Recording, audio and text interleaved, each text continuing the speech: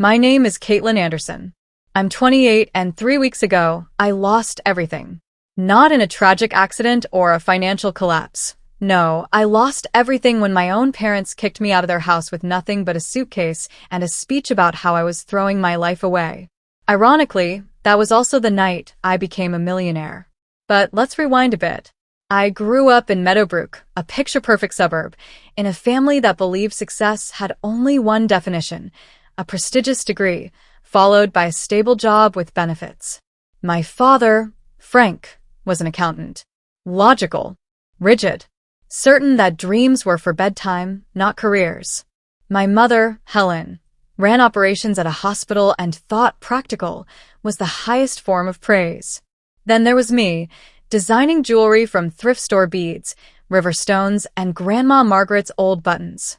While my parents smiled politely at my cute little hobby, they made it clear that one day I'd have to put it aside for something more realistic. Only Grandma Margaret saw something more. She encouraged me with quiet rebellion, sneaking me art books, complimenting every mismatched creation, wearing my handmade earrings to church like they were Cartier. She used to say, "The world needs more beauty, Kaitlyn. Don't apologize for creating it." When I turned 21, she gave me a jewelry box filled with antique tools and gemstones she'd collected over the years. "Your grandfather gave me this on our wedding day," she told me. "I've been saving it for someone who would actually use it." I cried when she said that. That gift meant more than my college diploma. But I still tried to play the game. After college, I took a job at Preston Financial, a soul-sucking desk job I only accepted to make my parents happy. I designed jewelry in secret on lunch breaks, stayed up late making pieces I sold at local craft fairs, and slowly built a small but loyal online following. Every Friday, I met Grandma Margaret at Bellamy's Cafe. She'd buy 2 lottery tickets, one for her, one for me, with numbers from a little leather notebook she'd kept for years. "Your dreams need a little magic," she'd say with a wink. I'd roll my eyes, but I played along. When she passed away last year, I inherited that notebook. Inside the front cover, she'd written, "Keep playing, my darling. These numbers have meaning. And remember, the greatest lottery in life is the courage to be yourself." I kept up the ritual, buying a ticket every Friday with her numbers, still not expecting anything more than a bittersweet connection to her memory. Meanwhile, my parents' patience ran thin. I'd moved home after college to save money, but now I was 28, and their tolerance for my jewelry phase had worn out. Dinner conversations turned hostile. Every meal was a fresh round of, "When are you going to get serious?" followed by, "Have you called Richardson about that marketing job?" I tried telling them that my online sales were picking up, that a boutique in the city wanted to carry my line. But all they saw was risk. They didn't understand that validation doesn't only come from 401(k)s or business cards. Then I found it, a tiny studio apartment above a bookstore. The rent was high but manageable if I kept my job a little longer. It wasn't glamorous, but it would be mine. A space for my tools, my dreams. I scheduled a viewing. I was scared, but hopeful. I thought, maybe they'll come around. Maybe once they see me succeed, they'll be proud. I had no idea the universe was about to split my life in half. The blow-up happened on a Tuesday night. I sat down at dinner and finally said it out loud. "I'm quitting Preston Financial. I'm going all in on my jewelry business." I'd rehearsed the speech all day. What I hadn't prepared for was the fury it triggered. "You're throwing away a real career for a hobby?" My dad snapped, fork slamming against the table. "This isn't just disappointing, it's irresponsible," my mom added. "People with real talent don't have to go all in. They're discovered." I tried to defend myself. I mentioned sales numbers, partnerships, followers. But it didn't matter. To them, $300 in online sales was a garage sale, not a business. Then I saw it, my sales report sitting on the kitchen counter. They had gone through my private documents. And worse? They read my diary. I asked, "You read my journal?" My voice cracked. Mom looked guilty. Dad didn't flinch. "When you live under our roof, your life is our business." That was when the ultimatum came: get a real job or get out. Even Timothy, my brother, the one person I thought would stand by me, shrugged and said, "Maybe they're right." And that was it. They gave me the night to pack. My grandmother's voice echoed in my mind. Spread your wings, Kaitlyn. But this wasn't flying. This felt like being pushed off a cliff. I cried as I packed my suitcase. Ironically, a gift from Grandma for my 25th birthday. She called it an investment in your future adventures. I doubt she imagined this one. That night, the world I'd known unraveled. What I didn't realize was that the same night the rug was pulled out from under me, the universe was setting the stage for something extraordinary. The rain started just before midnight, as if on cue. I was sitting on the edge of my childhood bed, surrounded by half-filled boxes and the suitcase that now held the condensed version of my life. The room looked unfamiliar, emptier somehow. Even the posters on the walls felt like ghosts of someone I used to be. I hadn't said a word to my parents since the explosion at dinner. I didn't need to. The message had been clear. My dream wasn't worth their support. And because I chose it over their version of success, I was no longer welcome in their house. I shoved in my essential jewelry tools, a couple pairs of jeans, my laptop, a few shirts, my journal, minus the pages I ripped out in panic, now shredded and flushed. I left behind most of my books, my childhood art projects, even the hand-stitched quilt Grandma Margaret had made me. There simply wasn't room. Around midnight, I remembered the lottery numbers. It was Tuesday drawing night. Grandma and I always checked them together, even if we never won more than a couple dollars. Since her passing, it had become my little way of staying close to her. I pulled up the lottery app, but instead of results, a message flashed across the screen. System maintenance in progress. Check back in 6 to 8 hours. Of course. Even that small comfort was gone. So I set my alarm and cried myself to sleep, curled next to my suitcase like a child hiding from monsters. Morning arrived cold and wet, and with it came the finality I hadn't prepared for. Dad stood at the bottom of the stairs as I descended, arms crossed, expression unreadable. Mom lingered in the kitchen, half-heartedly sipping coffee, refusing to meet my eyes. Neither offered help with the suitcase. No goodbye hugs. No apologies. We'll keep your phone active until the end of the month, Dad said flatly. After that, you're on your own. Mom tried a last-ditch attempt at guilt. Richard's son still has that job lead, you know. You could still. I shook my head. Don't. Outside, the rain soaked through my jacket in seconds. I didn't even have an umbrella. With one hand gripping the suitcase and the other clutching my nearly maxed-out credit card and wallet, total cash, $342, I stepped off the porch. The door clicked shut behind me with the finality of a slammed vault. And just like that, I was homeless. I did what anyone would do. I called the people who loved me. Amber, my best friend since high school, answered immediately. Kate, you okay? My parents kicked me out, I said, voice already cracking. I have nowhere to go. Oh my God. I'm so sorry. I'm literally at the airport, headed to Phoenix for the conference. Remember? My heart sank. Right. The emergency key is still under the planter, she said quickly. Use my place, stay as long as you need. But then I remembered. Wait, your apartment flooded. You're staying with your sister until repairs finish. Amber cursed. Damn it. I forgot. I'm so sorry, Kate. I tried 3 more friends. One was out of state. One didn't have room. One had her parents visiting. It wasn't anyone's fault, but it felt like rejection all the same. By my 5th unanswered call, I stopped trying.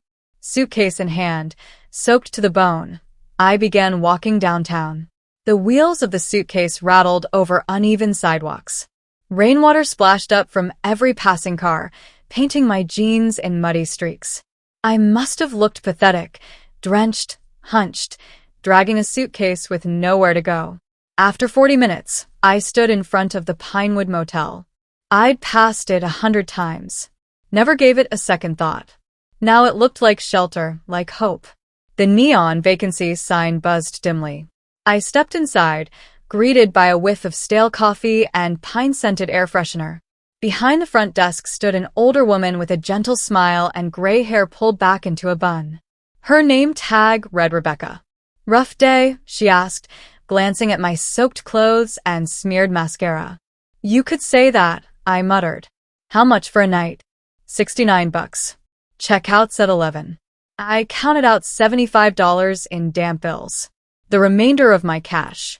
My emergency fund was now a room key. She handed me a plastic fob with a large scuffed fur on it. Breakfast starts at 6. Nothing fancy, but the coffee's decent. I muttered a thank you and climbed the stairs. Room 4 was everything I expected. Faded bedspread, flickering overhead light, and a bathroom that hadn't seen a renovation since the early 2000s. But it was dry. And mine, at least for tonight.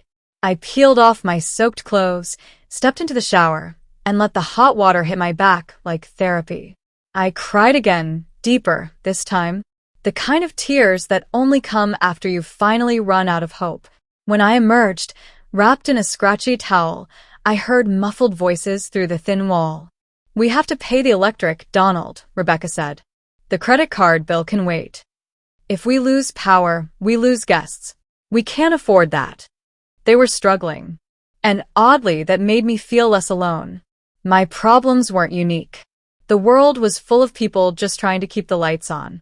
I sat on the edge of the bed, hair still dripping, and opened my laptop. One unread email from the apartment manager I'd been in contact with. Looking forward to showing you the studio tomorrow at 3 p.m. I couldn't afford it now. The dream had vanished before it began. So I made a list. Find temporary housing. Get a job, cash-based, immediately. Rebuild savings. Relaunch jewelry when stable. Each goal felt like swallowing glass. I had spent years preparing to leap. And now I was crawling again. Still damp, emotionally wrecked, and exhausted, I pulled the motel blanket over myself and stared at the popcorn ceiling until sleep finally took me. I woke at 7:30 a.m. to the harsh buzz of my phone alarm. For a split second, I forgot where I was.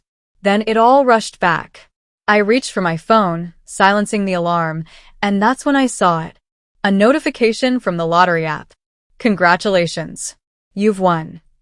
I blinked at it, confused. Probably a couple dollars. Maybe 5. I tapped to open it. And everything changed. The numbers on the screen read 08, 17 to 23, 42 to 54, 49. My heart began to race. Those were Grandma Margaret's numbers.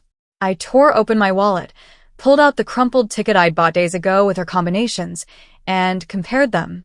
Every number matched. My hands trembled. I refreshed the app, checked the official state lottery site. Same numbers. Same result. $94 million jackpot. Lump sum after taxes. $37 million. I sat in stunned silence, blinking at the screen, too afraid to believe. Then I whispered the only thing that came to mind. Grandma, you really did it. I don't remember dropping the phone. I just remember staring at it on the motel room floor, the screen still lit with numbers that didn't seem real. Grandma Margaret's numbers. Her special combinations. The same ones she'd insisted held meaning. Now, they held $37 million. The silence in the room was deafening, and my own heartbeat sounded like thunder. I fumbled to pick the phone back up, reopening the app, just to be sure. Same numbers. Same impossible result. Then, I did something I hadn't done in a very long time. I laughed. It wasn't graceful or pretty. It was loud, wild, slightly unhinged.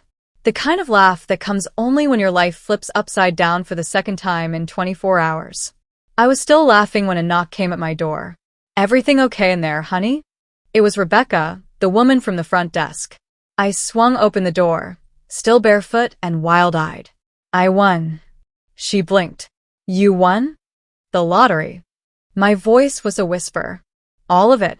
I played my grandmother's numbers, and I just checked. I won. Rebecca stepped inside and gently guided me to sit. Okay, she said calmly, as if speaking to someone teetering on the edge. Breathe. Start from the beginning. I explained it all, how my grandmother used to play every week, how she left me her notebook, how I bought a ticket every Friday. How I had just been thrown out of my parents' house the same night I unknowingly became a multimillionaire. Her eyes widened, but She didn't ask for proof or details. She just said, "Sounds like your grandma had perfect timing." The emotion hit me like a freight train. I broke down, sobbing, all the pain from the past few days colliding with this unreal twist of fate. Rebecca stayed quiet, letting me collapse. No judgment. No questions. When I finally pulled myself together, I asked, "What do I do now?" An hour later, I was on the phone with the state lottery office. I gave them the ticket numbers, confirmed everything, and was advised to sign the back of the ticket immediately and seek legal and financial representation before stepping into public view. Their voice was calm, efficient, and precise, probably used to stun silence on the other end of the line. When I hung up, Rebecca was waiting outside the room with a steaming mug of coffee and a single question. "What's your next move?" I didn't know much, but I knew this. I wasn't going to let this money ruin me or expose me. I needed a plan. "Do you know anyone discreet?" I asked. "A financial advisor, lawyer, someone who won't post me all over the internet." She didn't hesitate. "My cousin James runs a private firm in the city. Wealth management, tax planning, real buttoned up." Within the hour, I was dressed in borrowed clothes from the motel's lost and found bin, sitting in a quiet booth at the cafe next door, dialing James Spencer. I kept it vague at first. Told him I needed a consultation. He offered me an appointment that same afternoon. "I've had stranger calls," he said when I apologized for the short notice. "Come in at 3. We'll talk." His office was exactly what I hoped for. Tasteful, minimal, lined with sleek dark wood and expensive-looking books that had clearly been read. James was in his 50s, glasses low on his nose, demeanor both calm and sharp. "I've just inherited a substantial amount," I told him. When I handed him the laminated ticket and documentation from the lottery office, his eyebrows didn't even twitch. "You'll want to form a blind trust," he said simply. "We'll also set up a security protocol for your identity, advise you on tax shelters, and, if I may, highly recommend a media blackout." "Absolutely no public announcements," I said. He nodded.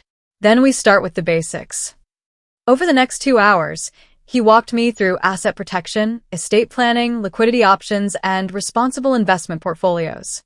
It was like being dropped into a new world, a vocabulary I didn't speak, choices I hadn't known existed. But here's the funny thing, I didn't feel overwhelmed. I felt ready. "Most people who win big spend themselves into oblivion in 5 years, James said. "I'm not most people." "No," he agreed, smiling slightly. "You're not." At the end of the meeting, he looked me square in the eye. "The most powerful tool this money gives you isn't the ability to spend. It's the ability to choose." Those words stuck with me. Not long after, I moved into a quiet downtown apartment, tasteful, modern, nothing flashy. I paid the lease a year in advance, bought clothes that fit, a new laptop, supplies for my jewelry studio. No luxury cars, no shopping sprees, just freedom. And then, my first real decision. "Rebecca," I said that evening, calling the Pinewood, "how much do you owe on the motel?" "What?" she asked, confused. "Why?" I smiled. "Let's just say I want to pay it forward. Through the blind trust, I paid off their mortgage." Rebecca never brought it up. But when I visited a week later to collect the last of my things, there were fresh flowers on the counter, new paint on the doors, and an unmistakable twinkle in her eye. I stayed quiet for a few weeks. I told no one, not even Amber. It wasn't fear. It was clarity. I wanted to build something before the world tried to tell me what to do with my life. So I began designing again. I ordered the finest materials I'd ever worked with. Hired a brand designer to help me build a new identity. The name came easily, Margaret's Legacy. Every piece I created honored her, wove her influence into its design. Stories behind the stones, handwritten notes included with each order. My site launched quietly, but the response was electric. People weren't just buying jewelry. They were buying belief. Then came the real test. I was grabbing a coffee at my favorite spot downtown when I heard my name. "Kaitlyn." I turned to find Timothy, my brother, standing in line. He blinked at me like he'd seen a ghost. "Wow, you look different." "I am," I said flatly. He tried to make small talk. Asked where I'd been. Said Mom was worried. Said Dad kept asking if I was okay. You kicked me out in the rain, I said quietly. Don't act surprised that I didn't come running back. He swallowed. They didn't mean it like that. They meant it exactly like that. There was a silence between us. Then finally he asked, Did something happen? Are you, doing well now? I looked him in the eye and simply said, Better than ever. Then I walked away. Back at home, my phone buzzed. Messages from my parents. From Dad. Timothy says you're doing well. Let's talk. From Mom. Please call us, sweetheart. We miss you. I stared at the screen for a long time. I didn't reply. Instead, I kept sketching, designing, creating the kind of art they'd never understood, but that finally had a place in the world. 2 weeks passed before I told another soul. During that time, I lived in a strange bubble, part fantasy, part absolute reality. I went from rationing motel coffee to sipping $9 lattes in a downtown cafe, from scrolling job listings in a panic to fielding emails from boutique owners asking to carry my jewelry line. Still, I kept things quiet. The only people who knew the truth were my financial advisor, my legal team, and Rebecca from the Pinewood Motel. Then, unexpectedly, Timothy found me. I was at Carlton's cafe, placing my usual order, when I heard, Kaitlyn? I turned. And there he was, my brother, holding a to-go cup, looking stunned. He took in the designer blouse, the clean lines of my tailored coat, the watch on my wrist that I hadn't even realized looked expensive until I saw it through his eyes. You look different. I said, carefully neutral. I've been trying to reach you. You changed your number. I also changed a lot more than that. We sat, awkwardly, in the corner booth. He stirred his coffee too many times. I said nothing. He was burning with curiosity, but trying not to look like it. Mom and Dad thought you'd come back after a day or two, he said. They kicked me out. In the rain. I didn't exactly feel like making a return appearance. Timothy winced. They overreacted. You didn't stand up for me either. He looked away. I'm not angry anymore, I added. But I'm not interested in apologizing just because I didn't live up to their fantasy. You've done really well, he said, gesturing at me. What changed? I smiled. I did. He didn't ask about the money directly. Not yet. But I knew the gears were turning. They're worried, he said finally. They just want to know you're okay. Well, now they do, I said coolly. Now that I look successful. I left shortly after that, feeling both heavy and lighter than I had in weeks. That evening, my phone pinged. 2 new texts, both from numbers I hadn't shared. Dad. Timothy says you're doing well. We should talk. Mom. Please call us, sweetheart. We miss you. I didn't reply. Instead, I turned my attention to my second bedroom, now officially my jewelry studio. With the money came space. And with space came clarity. I wasn't just making jewelry anymore. I was building a brand. I rebranded my shop as Margaret's Legacy, designed a full product line, hired a photographer for a real website launch, and connected with influencers who loved handmade, meaningful design. Sales exploded. It was like people had been waiting for my pieces all along. They just hadn't known where to find them. And that's when it really hit me. The money hadn't made me capable. It had just given me permission. A few days later, I got a call from an unknown number. I almost didn't answer. Kaitlyn? It's Sophia Martinez. My former therapist. I blinked. How did you get this number? Your mother gave it to me. Through your brother. She's worried. I bit back my first response. Let me guess. She heard I've come into money, and now she thinks I've joined a cult or something? Not exactly, Sophia said gently. She's just confused. She thought maybe I could help you sort things out. I let the silence stretch. I'm not calling in any official capacity, she continued. I just wanted to offer a free session. Off the record. No pressure. Just to talk. I surprised myself by agreeing. Sitting in Sophia's cozy, plant-filled office felt like stepping into a different life. One where I was still struggling, still searching. But I wasn't. Not anymore. I don't know what I want from them, I admitted. An apology? Respect? Some admission that they were wrong. Maybe, she said. But it sounds like what you want most is for them to see you. The real you. I nodded. And money aside, do you? It took me a while to answer. But when I did, it came out like breath. Yes, I do. Sophia smiled. Then maybe that's your starting place. It happened faster than I expected. 3 weeks after I was kicked out, I came home from an errand and found my parents standing in the lobby of my apartment building. My mother rushed over. Kaitlyn, thank God. We've been worried sick.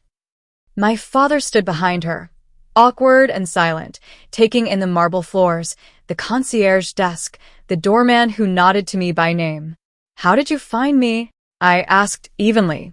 Timothy followed you yesterday, Mom admitted. We just needed to see for ourselves that you were okay. I'm fine. We can see that, Dad said quietly. I paused. I didn't owe them anything. And yet, would you like to come up? They stepped into my apartment like tourists in a foreign country, unsure whether to marvel or apologize. They looked at the furniture, the clean lines of the space, the art on the walls. This place must cost a fortune, Dad muttered. $3,000 a month, I replied. Paid in full. For the year. Mom touched the edge of the sweater I was wearing. And the clothes? Cashmere. A gift to myself. There was a long silence. Then I reached into my wallet and pulled out the ticket. The same ticket I'd played every week with Grandma. The one with her numbers. Now laminated and forever mine. Dad squinted at it. Is this? The night you kicked me out, I said. I won $94 million jackpot. After taxes, $37 million. That's what you didn't stick around long enough to find out. They were speechless. Grandma believed in me, I added. She believed in my work. She gave me those numbers. Mom sat down slowly on the couch. I don't know what to say. Try starting with I'm sorry. They apologized. In their own clumsy way. They didn't grovel, but they didn't excuse it either. We thought we were helping, Dad said. Trying to push you toward security. You pushed me out, I replied. Mom nodded. And you landed on your feet. No thanks to you. Silence. Then I said something I hadn't planned to. I'm hosting a family dinner next Saturday. Timothy will be there. If you want to try again, show up. But come as people who are ready to meet me, not the version you wanted me to be. They left in a fog of confusion, awe, and something else I couldn't quite name. Maybe it was shame. Maybe it was respect. My parents showed up for the dinner. I didn't expect them to.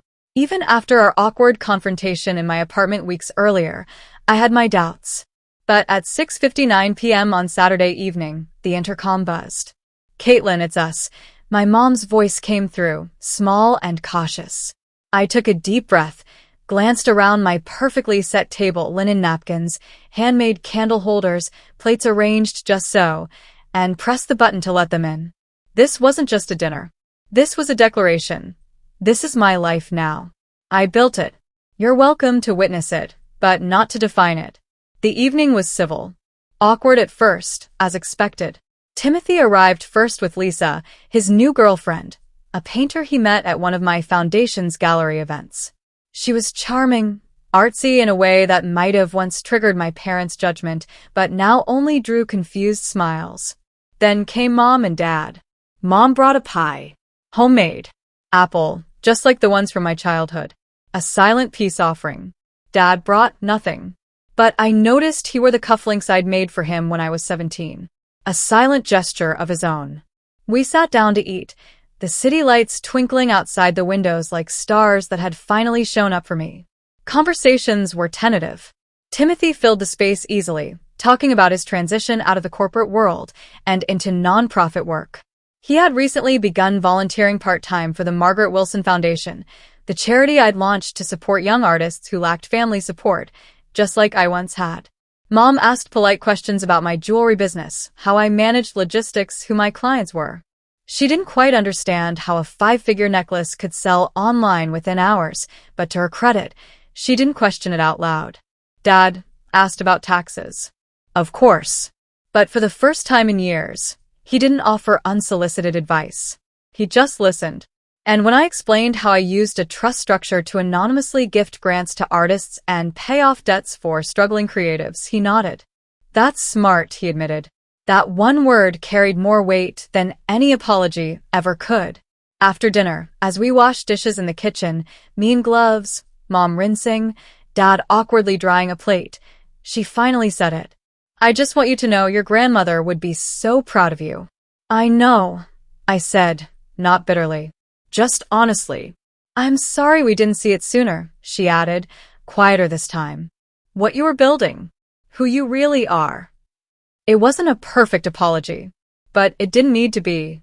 That night, after they left, I sat alone in my jewelry studio, the second bedroom I'd converted into a light-filled workspace. My favorite tools lay in velvet-lined drawers. Uncut stones glittered like secrets, waiting to be shaped. I looked around and realized, this is home now. Not just the walls and the furniture, but the space I had carved out for myself in the world. Over the next few months, things began to evolve, both internally and outwardly. The Margaret Wilson Foundation grew rapidly. With James Spencer's help, I hired a small team and expanded our grant program. We started hosting workshops, funding artist residencies, and even began scouting underrepresented creators on social media to offer microgrants.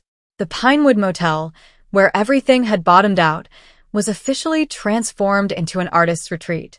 Rebecca and Donald, its longtime owners, were now managing it with pride instead of anxiety. Each room was redesigned by a local artist, each hallway lined with student work. I visited monthly, often slipping in unnoticed just to sit in the cafe and listen to the laughter of people who reminded me of, well, me. My jewelry brand also took flight. What began as a niche online shop became a sought-after name in bespoke, narrative-based design. Every piece came with a handwritten card, some telling the story behind the stone, others quoting my grandmother's notebook, which I'd kept preserved in a shadow box. One of my necklaces was worn by a B-list celebrity at a fundraiser. Another ended up on the cover of a design magazine. But the piece I was most proud of? A simple silver pendant I donated to a young girl named Talia, who'd lost both parents and had started selling bracelets online to pay for art school. Her thank you letter sits framed in my studio. She wrote, "This is the first time I've ever felt seen. Thank you for believing in someone the world forgot." It made me cry harder than the lottery win. And then there was Michael. We met at a fundraiser for the foundation. He wasn't flashy or overly polished, just genuine. A graphic designer who cared about clean lines, storytelling, and not much about social media followers or luxury cars. He complimented one of my pieces without knowing I had made it. 3 dates in, I told him the truth about the lottery. He blinked once, then said, "Ah, that explains the espresso machine in your apartment." It felt too professional. I laughed. He didn't care about the money. That made him rare. Precious, even. He preferred the taco truck near my studio to the fancy rooftop spots. And when we sat on my balcony one evening, watching planes streak the sky, he said, "You'd have gotten here eventually. The lottery just sped things up." Maybe he was right. Thanksgiving rolled around faster than I expected. I hosted again, my table fuller this time. Mom brought more pies. Dad asked about my holiday collection without immediately calculating profit margins. Timothy showed up early to help set up. Lisa shared news about her upcoming exhibit, funded by a grant from the foundation. During dinner, I looked around and felt something I hadn't felt in years. Not peace, exactly, but balance. The kind you build slowly by saying no, by walking away, by standing up. The kind you don't buy, but earn. After dessert, my dad pulled me aside. "That necklace your mother wore tonight," he said. "The one with the blue stones. Did you make that?" Yes. Lapis lazuli. I called it ocean memory. He nodded, clearing his throat. "It's beautiful. Truly beautiful." I never really looked before. It was just a sentence. But to me, it was a lighthouse on the horizon. That night, after the last glass was washed and the last coat retrieved from the rack, I stood alone in my apartment, barefoot, wine glass in hand. I remembered the rain, the suitcase, The motel. The way it felt to be discarded and yet, somehow, born again. And I thought about Grandma Margaret. Not just her numbers. Her hope. Her faith. She hadn't given me the money. She'd given me permission. Long before the win. Long before the world saw my worth. She always had. 1 year. That's how long it had been since I stood in the rain, suitcase in hand, kicked out by the people who claimed to love me most. Since I checked a lottery ticket in a budget motel and found out my life had changed forever. Now I stood in a brightly lit gallery on the eve of my first solo exhibition. Margaret's Legacy, the collection. It was named for the woman who believed in me when no one else did. Every piece in the collection held a thread of her, lapis from her old brooches, designs inspired by stories she told, details that only I would recognize. But this night wasn't just about her. It was about me stepping fully into the spotlight I had been denied for so long. And this time I was ready. The gallery space buzzed with conversation. Art critics, designers, influencers, past clients, and patrons of the foundation filled the room, sipping champagne and admiring the handcrafted display cases lining the walls. Each case held a unique story. Each story was tied to a necklace, a bracelet, or a ring. Some were made from precious stones, others from repurposed materials like ocean glass or oxidized silver. Accessible luxury. One journalist had called it emotional craftsmanship, another wrote, the pioneer of handcrafted narrative design. It was surreal. But what grounded me were the faces that mattered most. Amber was there, of course, my oldest friend, still in disbelief, but proud beyond words. Lisa stood beside a painting she had donated to the silent auction. Timothy, now a fixture at the foundation, introduced me to an investor who had funded our newest artist residency program. And, to my surprise, my parents arrived early. Mom wore one of my simpler pieces, an opal pendant set in rose gold. It shimmered subtly, nothing too flashy, but undeniably her. Dad had come in a dark navy suit, again wearing the cufflinks I had made years ago. They walked through the gallery with quiet awe. Mom lingered by a piece called Inheritance, a delicate ring made from interlocking strands of rose and yellow gold, symbolizing generations of women and the ties between them. She touched the glass. I can see her in everything, she whispered to me later. Michael arrived just after 8. He wore a black turtleneck, holding a small bouquet of wildflowers he insisted on hiding behind his back like we were in a rom-com. He kissed my cheek and asked, feeling like a rock star yet? I laughed. No. But I do feel like myself. He took my hand. That's worth more than all of this. He meant it. And that made all the difference. The night was everything I hoped it would be. Guests stayed long past the official closing time. Pieces sold, some to collectors, others to gallery fans who had followed my work since the early online shop days. Every purchase included a handwritten note from me. Most buyers seemed more excited about that than the jewelry itself. One couple cried when they read theirs. This isn't just art, the woman said. It's a story I didn't know I needed to hear. Those words meant more than any press mention ever could. As the evening wound down, I wandered alone among the displays, finally able to breathe. The room had emptied.